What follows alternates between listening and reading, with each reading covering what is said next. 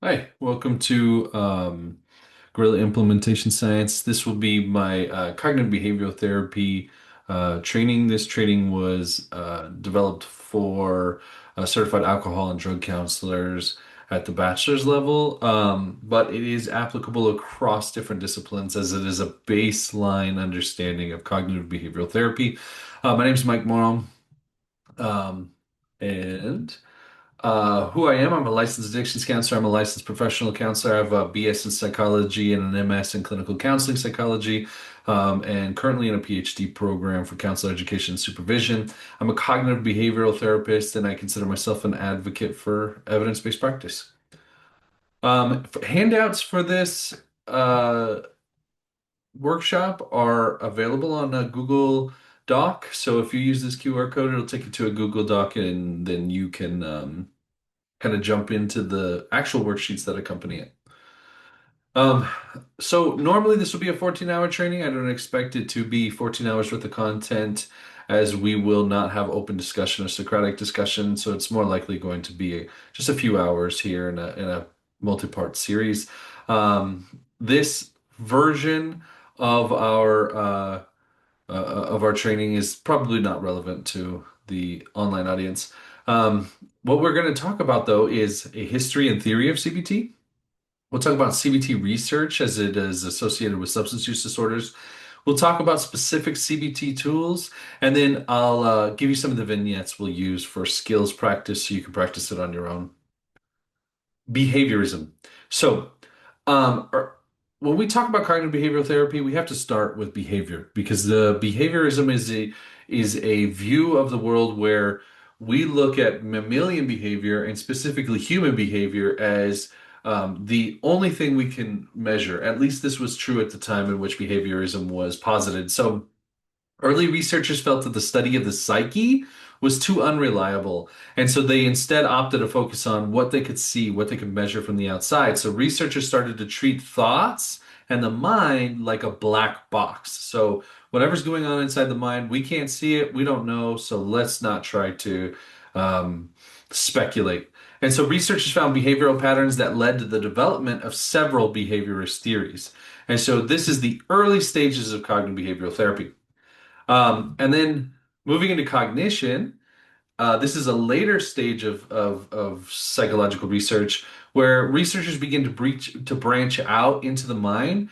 But this time, differently than the way the psychoanalytic community did it, they wanted to do more research using empirical methods. So the idea is that attitudes and perceptions were evaluated and theorized to impact behavior. So the way we think, the way we see, the way we perceive the world is likely to impact the way we behave in that world. And memory and belief structures were seen as experiences in the here and the now. So this is an important thing as we start to look at contemporary cognitive behavioral therapy, that even when we're doing past focus therapies like schema or prolonged exposure therapy for PTSD, we're looking at that as a here and now therapy that's in a relationship to our current memory and belief structures.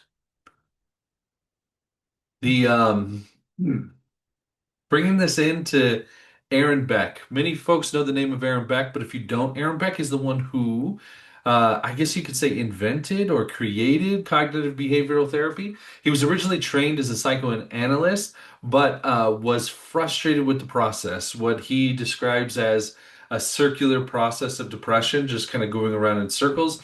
And so, what he wanted to do is he noticed that patients had similar thinking patterns. He would call them patients at the time because remember, he's a psychiatrist and a physician.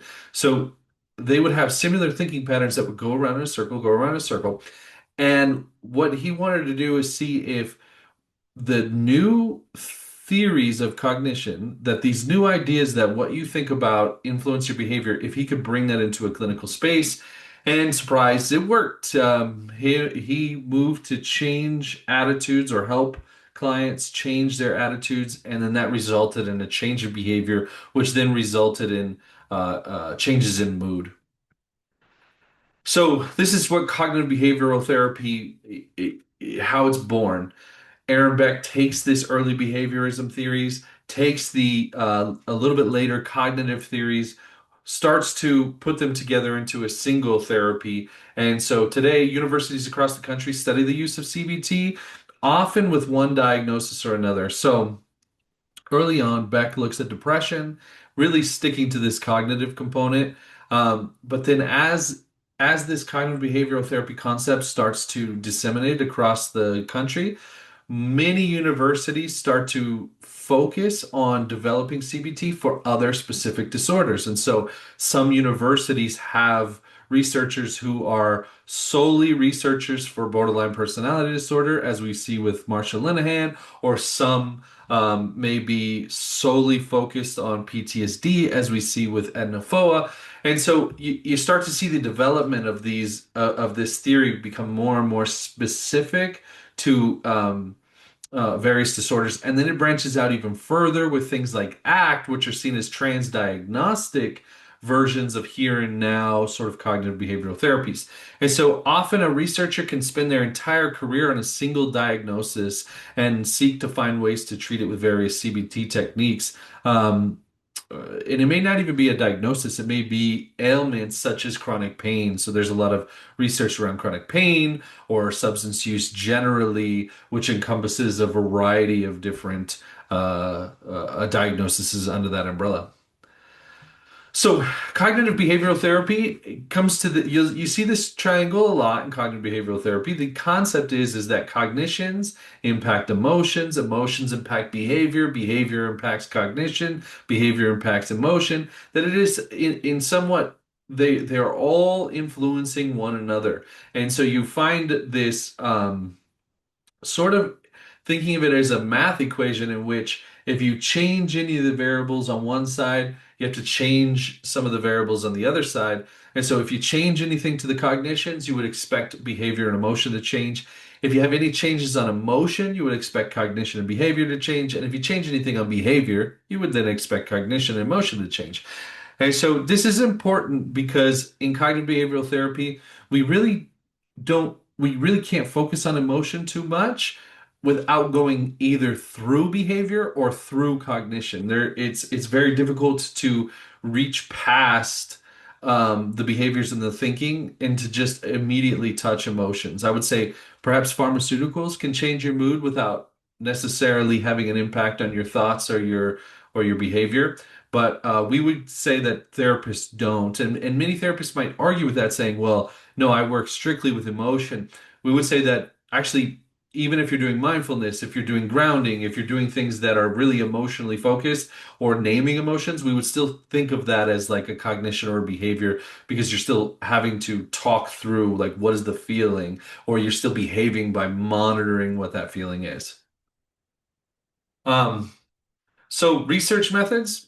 So it's important to know how a treatment is typically developed under CBT because we see CBT and then we can see CBT for all of these different different interventions for all of these different ailments, right? As we talked about in the university. So what can happen is scientist researcher a scientist can often research a specific disorder, and like we said, anxiety or alcohol use disorder or OCD or some other disorder. And that scientist starts to discover what they believe to be the etiology. Etiology, a fancy word for the cause of the disorder.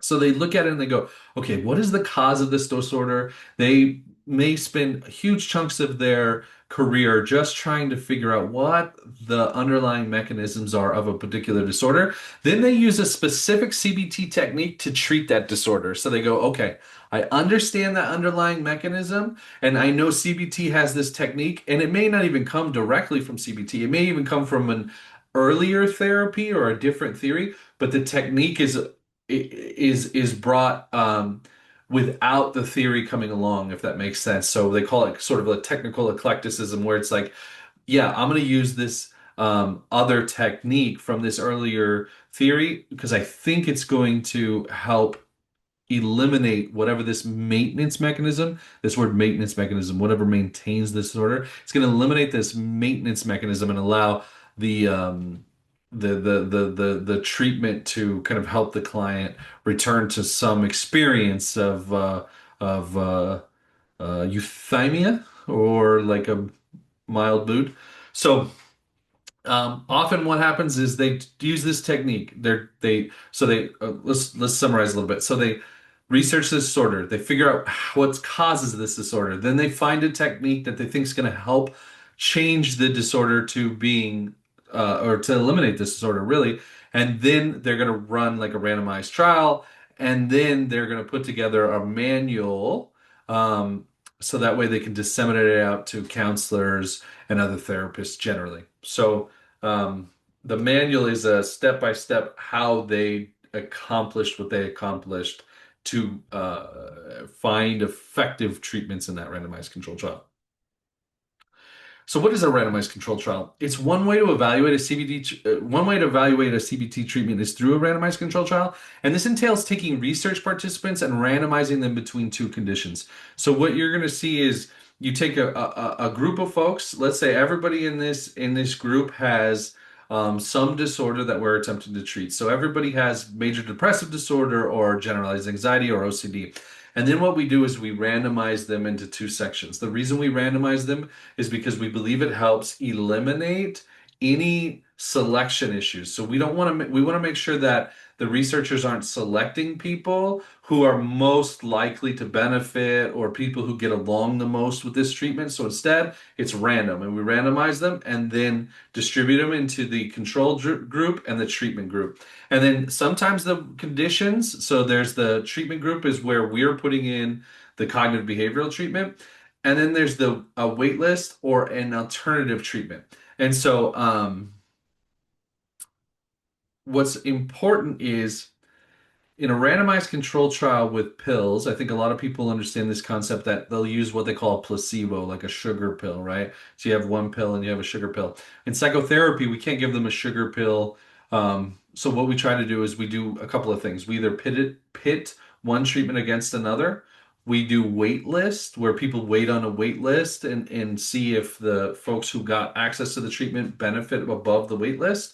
Or we do another thing called treatment as usual. So you just do whatever therapy is normally available in that community setting. And so we see if the new treatment outperforms or the cognitive behavioral treatment can outperform the other condition, which tends to happen, especially with specific disorders. Using statistical data, the researcher can see which group symptoms were reduced more. So you don't want to just go off of raw, this group just on average was lower than this group. You're using statistical tools to make sure that's a significant difference so that it's not just seen as like, oh yeah, there's a slight difference, but it didn't actually mean anything because randomly they might move up and down even if they were in equal groups. So randomized control trial, randomize people into two groups.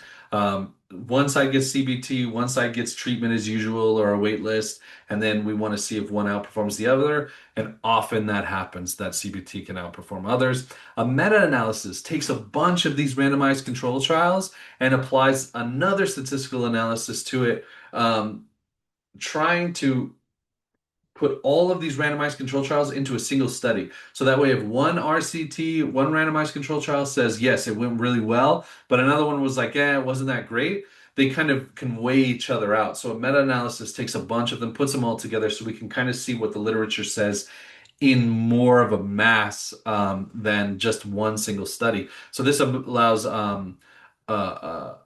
multiple studies to be treated like a one giant study. And a meta-analysis on there is a meta-analysis on CBT for most disorders, and most of the time it shows positive results. So you can find a couple of different meta-analyses for CBT on a couple of different concerns. Um, CBT is the most researched and one of the most validated forms of treatment for a variety of disorders. Contemporary research often focuses on the individual techniques of CBT since the treatment as a whole has been validated so many times. So, in a contemporary setting, you'll see they ran randomized trials on CBT, CBT, CBT.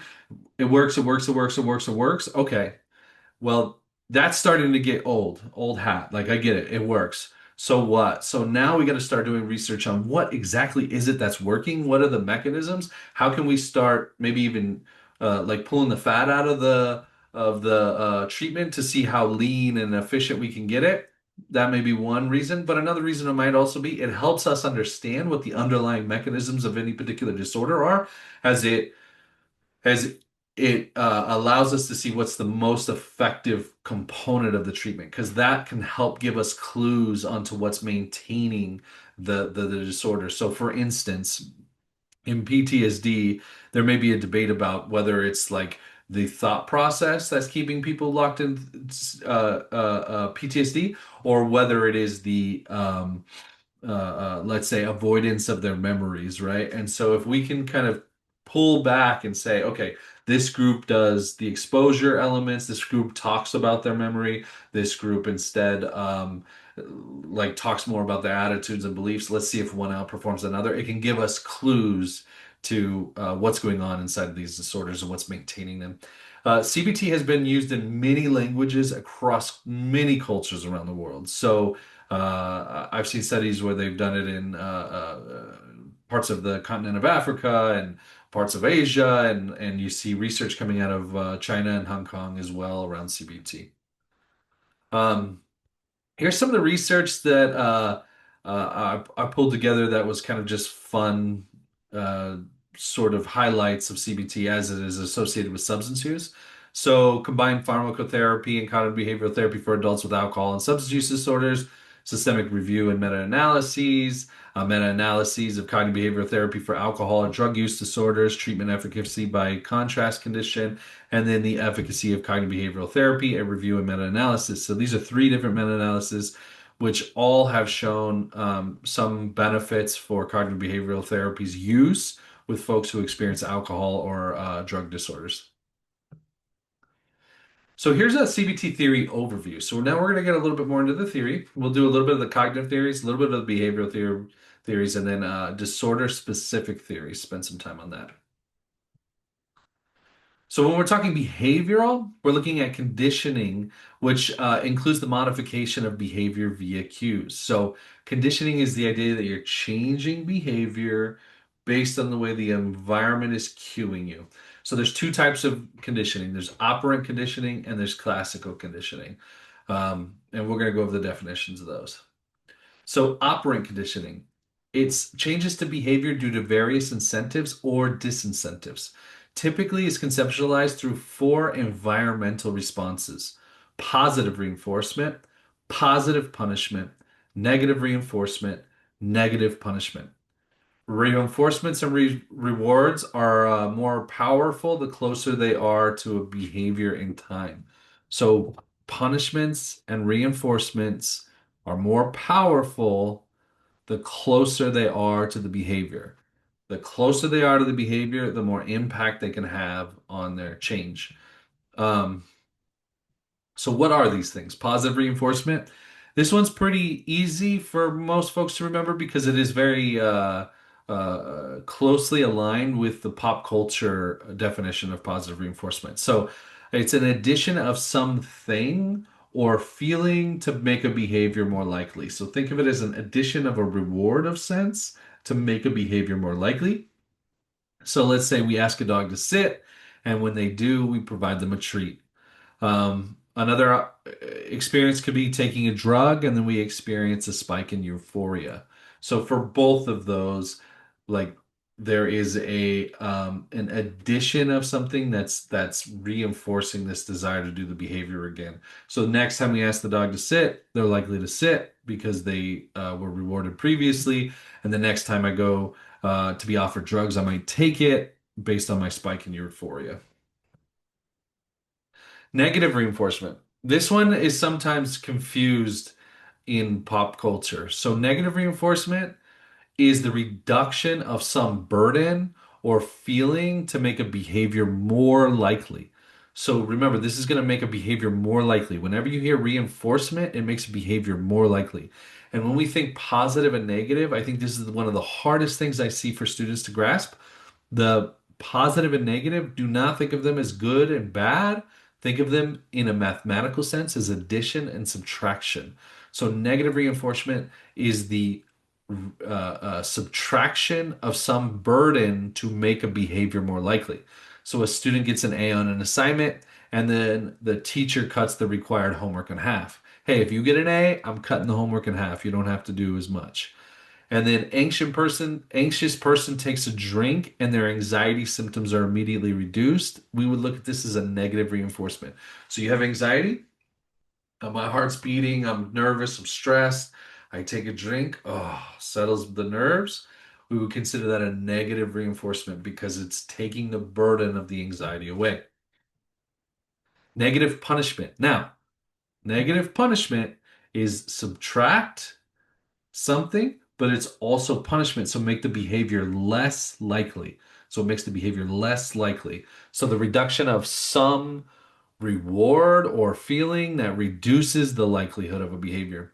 A student didn't complete homework, so parents take away a game console, right? So making the behavior less likely um, of skipping homework by removing some reward or privilege. A person gets caught with substances and their freedom is taken away via incarceration. So you're possessing substance use, they take your freedom away. And so we would assume or theoretically could reduce the amount of substances you use. Of course, it gets a lot more complicated as these things all start to work together. But for now, for the sake of the theory, um, negative punishment. Positive punishment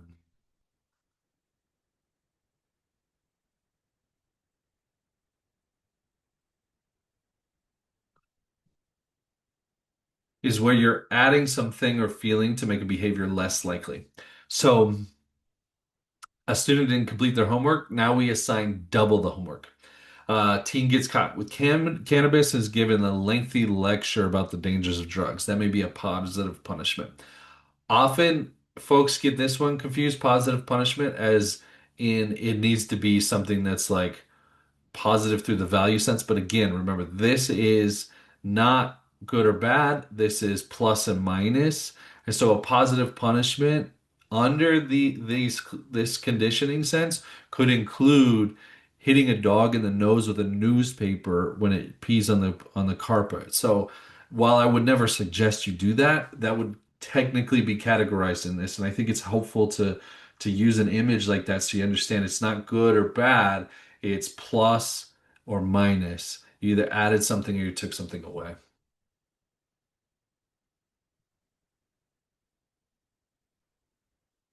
So competing is my slides are sliding around here. So, competing incentives. So, it's important to note that sometimes these incentives can compete and make the evaluations of rewards and consequences extremely complicated. So, it's easy to say, okay, positive punishment, negative reinforcement, and look at this operant conditioning concept and just go, okay, yeah, so dog pees on the floor, you hit it with the newspaper, or dog sits and you wanna give it a treat.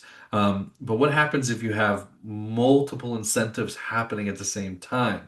And so here's an example. A person with anxiety who drinks to calm their nerves may be lectured at by a spouse. This person is receiving both negative reinforcement and positive punishment. So they're adding a lecture, but they're taking away anxiety. And so then there is this computation that must be going on that says, like, I'd rather reduce my anxiety through the use of alcohol than um then forego this lecture. I'd rather just have the lecture and no anxiety than have to deal with all of this pent up anxiety but not receive the lecture. And so we got to think about which incentive wins out when we look through substance use. But this is not just substance use. This extends into a myriad of different disorders in which there is a here and the now equation sort of being ran in our heads of what helps soothe any particular experience. So for OCD, for example, any ritual taken in OCD might reduce anxiety in that moment. And so we would see that as also a negative reinforcer. Now we get into classical conditioning, which is different than the operant conditioning. So think of operant conditioning as like these external reinforcers and punishers, both added and subtracted. And then we get into classical conditioning, which is best known from Ivan Pavlov which he discovered in his classic experiment, where he rings a bell, then he feeds a dog, and over the time, the dogs associated the bell with food. He measured this through the dog's saliva, which increased when the bell was rung out before the food was available, showing that the dogs were conditioned to the bell. So he feeds a dog. He feeds a dog while he rings a bell, feeds a dog while he rings a bell, feeds a dog while he rings a bell. And so we see as he rings that bell, even if he doesn't feed, you start to see saliva being produced, which to us says, okay, we know we took an automatic response, which was saliva. The dogs don't like control that saliva. So when we ring that bell and the saliva is produced, we're hitting some automatic part of that dog to create that saliva response. This is really important because we see classical conditioning underlying many disorders within, at least through a cognitive behavioral explanation of the disorders, we see it underlining the cause of many of the disorders. So this process is, so what do we see in substance use? So the process is seen as a link between a normally neutral stimulus, the bell, and an automatic response, saliva. In substance use, we often see classical conditioning as a trigger. We think of triggers, we're thinking of classical conditioning. So here's an example, a simple example. I heard a can of soda crack open, and it gave me a beer craving, right? So I crack open my Diet Coke, and then it gives me a craving for a beer that I didn't even realize I had that trigger still available. But are we forever conditioned? That's a really important concept. Are we forever conditioned? Are our triggers forever triggering? Pavlov is often credited with discovery of pairing the stimulus, but what happened next in the study is perhaps even more interesting. So extinction is a process where the neutral stimulus, the bell, eventually fades if it continues without the unconditioned stimulus, the food. So if you continuously ring the bell without feeding the dog, what we notice is the saliva stops. The canine relearns a new association with that bell where it is no longer paired with the food. So the dog stopped drooling when they heard the bell if he rang it and did not feed them. Now, this isn't instantaneously. This takes a couple of rings, and then you start to see extinction over time. How could this happen in substance use? What will we see in substance use? So the cravings that may have been classically conditioned to certain aspects of the environment should and will fade if they are not paired with the substance. So for instance, this soda can cracking, I crack it every day. Eventually, we will get to a point where there's no cravings associated with the cracking because the cracking just kind of moves on. But this may be also true. Um, with things like emotional triggers, right? So it may be that when I hear a song that reminds me of a lost loved one, maybe I'll get cravings because I don't want to feel that feeling. But maybe I feel the feelings enough and I continue to hear that song, the cravings will eventually subside and extinct. And this is one of Pavlov's, to me, Pavlov is found one of the most important components of modern day therapy through this classical conditioning. So, because this is normally for live workshops, I'm going to encourage you to uh, read through this slide, and I'll read it for you, and then pause and just think about some possible scenarios here. So, create a classical conditioning scenario. What is a stimulus that is normally neutral but may be triggering for someone in recovery? What is an extinction process this person could engage in safely? So, what is a normally neutral stimulus for most people, but maybe triggering for someone in recovery? And then what is the extinction process you could have them engage in safely?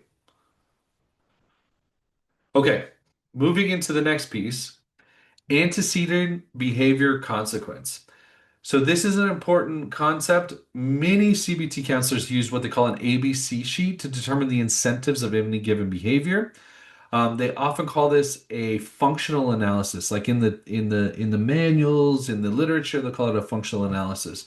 But often when you're in the outside world, if you're running a group or you're doing therapy one-on-one, you might call it an ABC sheet. So ABC sheets are often um, informed by both operant conditioning and classical conditioning. So antecedent, what triggered the behavior? The activity event, what triggered the behavior?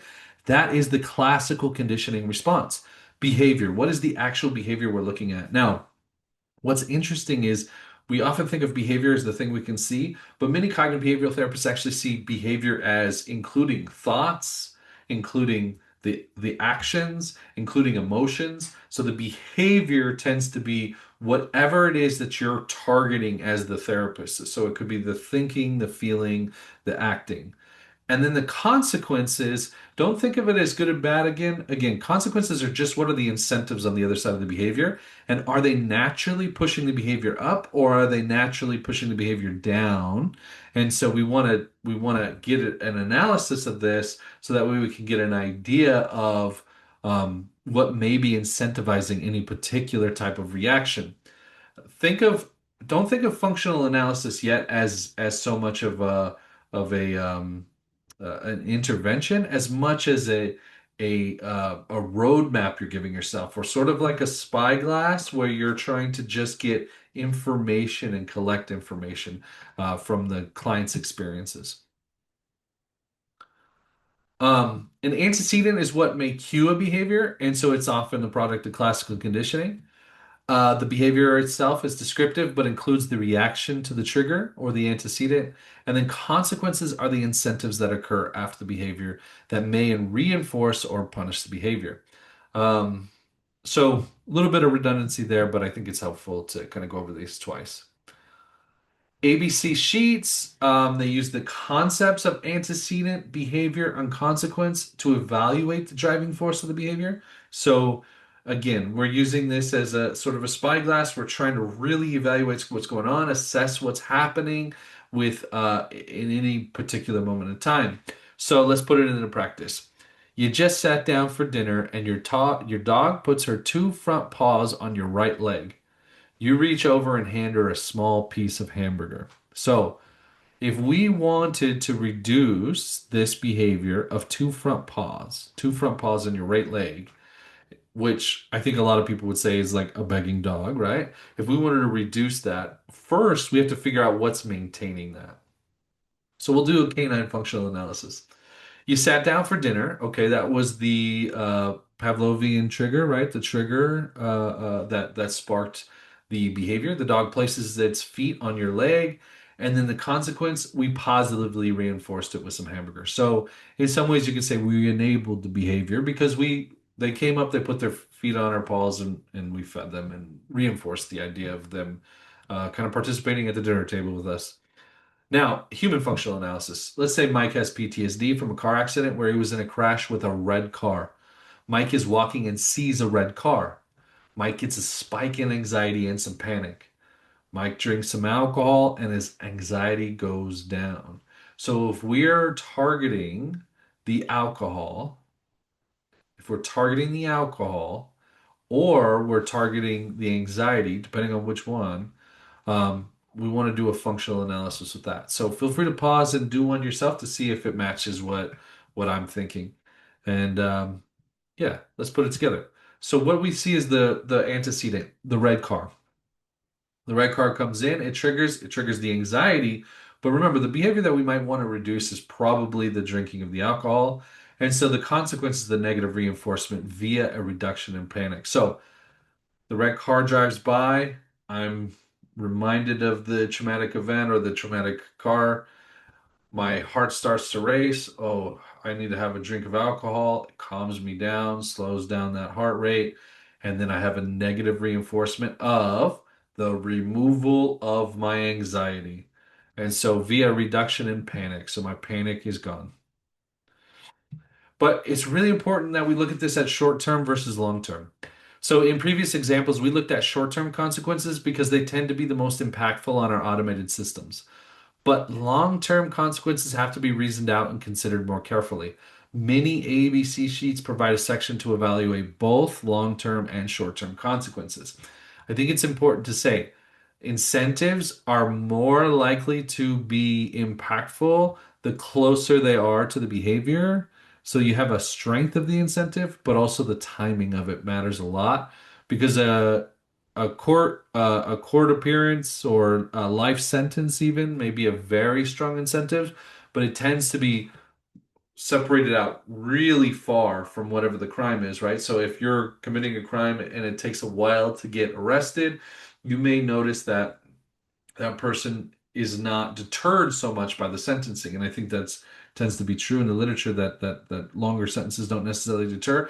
And I would hypothesize using the operant conditioning lens and using the classical conditioning lens that because it's not so close in time, that it's not that impactful on a person's decision making.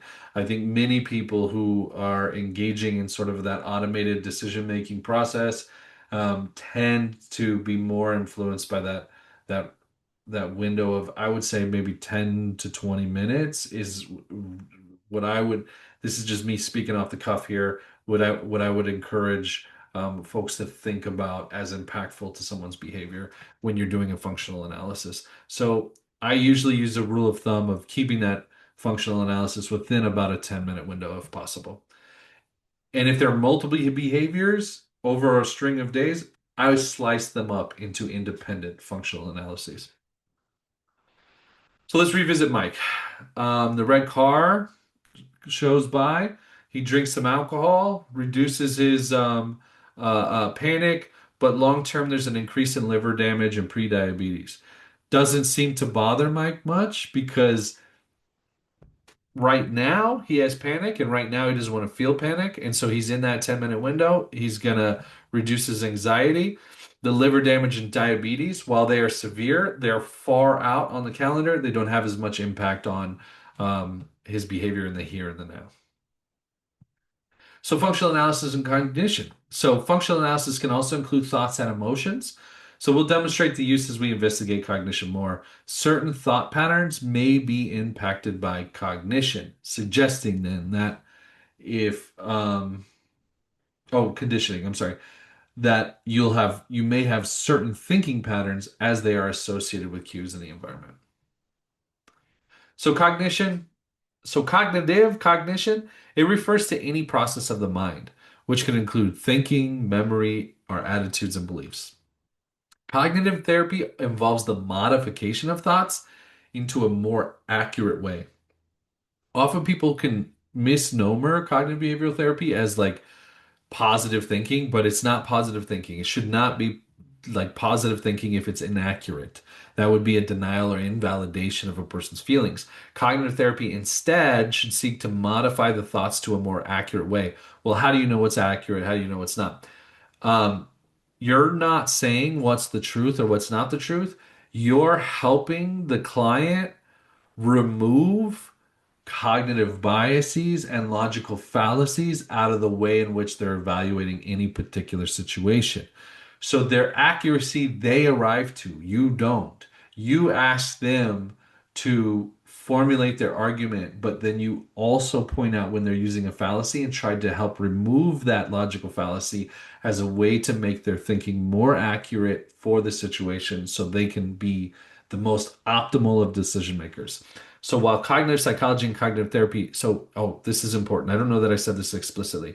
Cognitive psychology as a research discipline is different than cognitive therapy.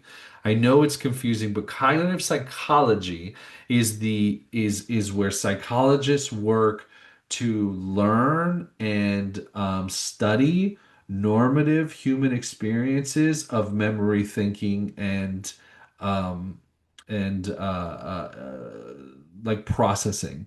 But cognitive therapy is where they may take some of those results from cognitive psychology or some of those results from those studies and apply it in a clinical sense to folks who are experiencing um, some ailment that they'd like to treat.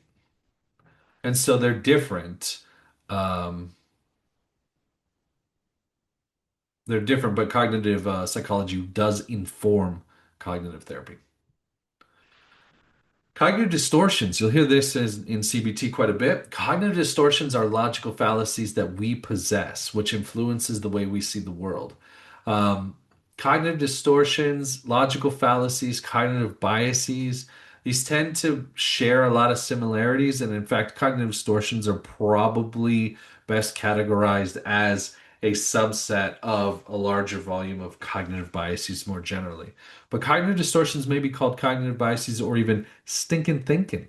I hear that a lot in the rehabs. They'll say it's stinking thinking, and they'll kind of make it a little bit more approachable because some of these kind of behavioral therapy technical words are a bit ivory tower, you can say. So sometimes saying things like stinking thinking is helpful as a way to kind of cut through all of the formalities. Reducing the inaccuracies of the cognitive distortions is the goal of the cognitive therapy in general. So again, going back to we're trying to help people see the world more accurately. So if we see a cognitive distortion, such as black and white thinking, such as emotional reasoning, I feel like an idiot, therefore I am an idiot. Okay, well, we're trying to reduce that distorted thinking or that logical fallacy of using your own emotional experience as the sole and only piece of evidence or data that you're willing to use.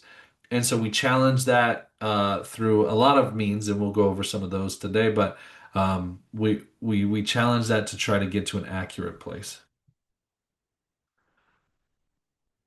Cognitive restructuring is the technical term for evaluating and changing a thought process that has an illogical aspect to it. So if I'm challenging somebody on some cognitive distortion, it's cognitive restructuring that I'm engaging in or that I'm doing because I'm trying to help them restructure their thinking in a way that has a more accurate or more linear lens without the fallacy. So cognitive restructuring techniques vary widely, but one of the most common is evidence for and evidence against. That's one that you might have heard of before. So how about evidence for this argument that you're a total loser, evidence against this argument that you're a total loser? In order to not change the thoughts completely, but maybe dilute the conviction of those particular thoughts. Here's a list of different cognitive distortions. This isn't all of them, but this is a good list that you often see when you're looking at literature around cognitive behavioral therapy. So there's all or nothing thinking, overgeneralizing, filtering, disqualifying the positive, jumping to conclusions, catastrophizing, emotional reasoning, should statements, and labeling. So here's a cognitive restructuring example. Mike says, I can't trust red cars because a red car hit me. Also, when I see a red car, I get a sense of panic and I know that it is not right. I can't handle it. When I feel like that, I know drinking is the only thing that will help. So let's feel free to pause, look through this, and see if you can identify different cognitive distortions, as many as you can, um, and what stands out to you. So here's a couple that I found, but there may be more, and you might find them differently than me. I don't know that it matters that we match as much as that it matters that you're recognizing where the fallacies exist, more so than being able to name them appropriately. So, and who, it's semi-subjective, so there is no appropriately. Mike believes that all red cars are untrustworthy, overgeneralization. Mike believes that because he feels panic, he's in danger. That's emotional reasoning. Because I feel something, it must be true. Mike believes that drinking is the only thing that helps. That's filtering. Only selecting the information that you want to be true or disqualifying things that you feel are untrue. So filtering is an issue. And so while these are my cognitive distortion choices, you may find your own or different ones. Here's an evidence for and against. So if we were using this as a cognitive restructuring tool, let's pick a cognitive distortion and go with it. Overgeneralization. A red car hit me, so all red cars are dangerous. Okay, what is the evidence for and what is the evidence against? Who's answering this? It's Mike. So as the therapist, you're asking the question, you're prompting the question, you're encouraging it, but Mike has to show up and say, what is the evidence for and what is the evidence against? Are cars dangerous? This should be client generated. We cannot feed them the answers. Otherwise, it's just not helpful. So, evidence for a red car was the one that hit me. People who drive red cars might be more risk taking. Red cars go faster. Evidence against. I don't think all people who drive red cars are reckless. I have seen lots of red cars since my accident and they have not hurt me. Most people do not want to get into an accident, and that includes drivers of red cars.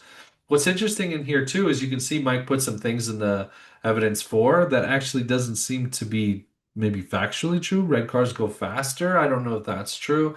People who drive red cars might be more risk taking. I don't know if that's true. So we can also do additional challenges of evidence for and against on that evidence for, especially when it's using such subjective or non-factual evidence. So here's some more advanced cognitive restructuring. Cognitive restructuring is about changing perception to be more accurate, not more positive. Can't say that enough. More accurate, not more positive. Evidence for and against is one classic example, but many techniques exist. And so we'll dive into more advanced cognitive restructuring in some of the later slides. So, what happens when we get into deeper thoughts? So, cognitive restructuring and these sorts of thoughts, as we're talking about it, we continue to talk about thoughts as they exist in the here and the now, and they're often attached to some time and place. Like, oh, a car hit me, and this car is going to hit me. But where do thoughts come from? Beliefs, attitudes, assumptions. There are several cognitive developmental theories, but what they have in common is that we start developing core beliefs or schema early on. Core beliefs and schema have some technical differences, but in this training, they're essentially the interchangeable terms, so I will be using them interchangeably. Schema. Schema is the word derived from schematic. So a schematic is a diagram for wires that tells an engineer where that wire leads to. A schema, by contrast, is a mental set of rules or assumptions. So our schema is how do we evaluate the world based on some assumption we're carrying with us and already hold with us. Not all schema are adaptive, some are maladaptive. So we have adaptive and maladaptive schema. So schema are often represented by short, specific sentences. The world is, and so the word you fill in the blank may represent a schema you hold. So whatever that word is that you put there, the world is, that's might be reflective of your own schema. So if the world is just, that may be your schema. If the world is neutral, if the world is evil, if the world is good, these may be schema or core beliefs that you hold on your view of the world. So schema are thought to inform both intermediate beliefs and automatic thoughts, which we'll talk about a little bit. Intermediate beliefs. So while schema tend to be short, explicit sentences, intermediate beliefs are general assumptions of the world. So if I have the thought, the world is dangerous, that might be my schema or core belief. But then my intermediate belief might be you shouldn't walk alone at night because someone could hurt you. You shouldn't walk alone at night because someone could hurt you is a general assumption of the world. But it's really important that I point this out. Automatic thoughts are tied to a time and place, a specific time and place, where intermediate beliefs are not.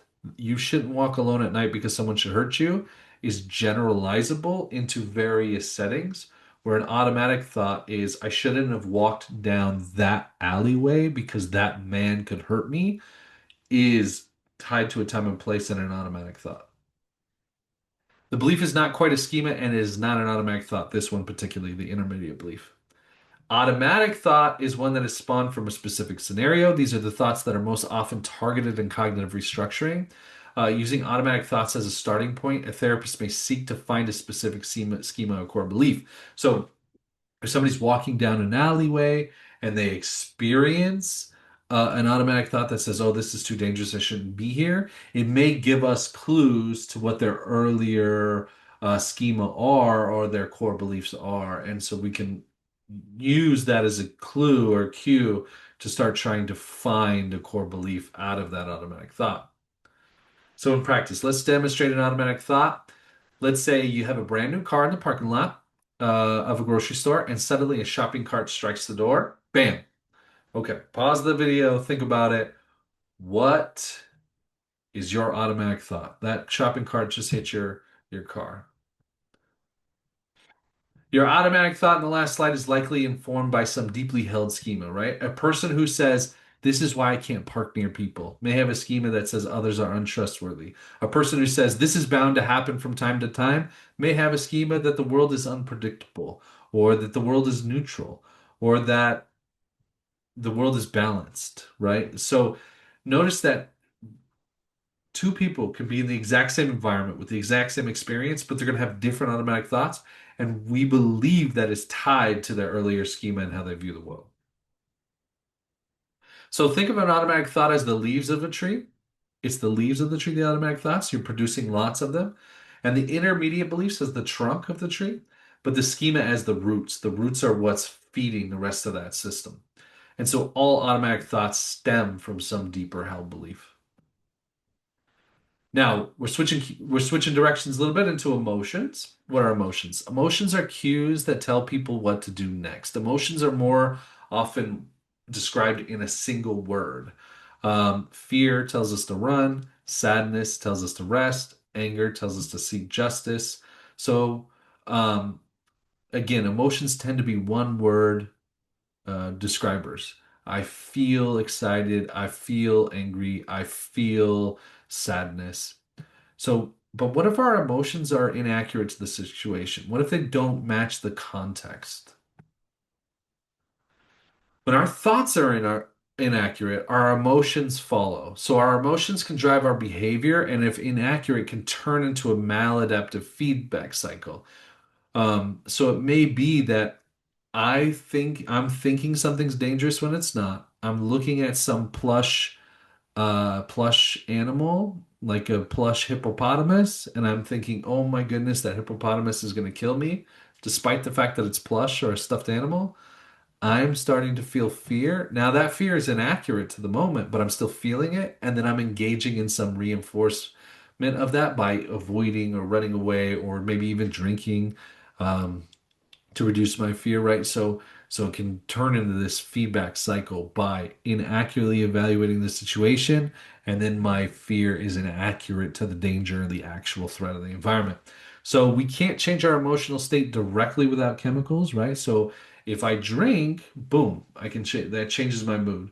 If I pop a pill, that might change my mood in some way. And this is not an anti-pharmaceutical discussion, but more so like an anti-narcotic. So if I take a narcotic, an illegal narcotic especially, and I find my mood changing pretty drastically, that's possible. But um, as therapists, we don't have access to that, right? So instead, we're looking to change our emotional state through thoughts and behaviors, trying to figure out how we can adapt to the new thinking, see that plush hippopotamus, and think about it in a new, accurate way to try to change generally the the emotional reaction to it by thinking about it differently.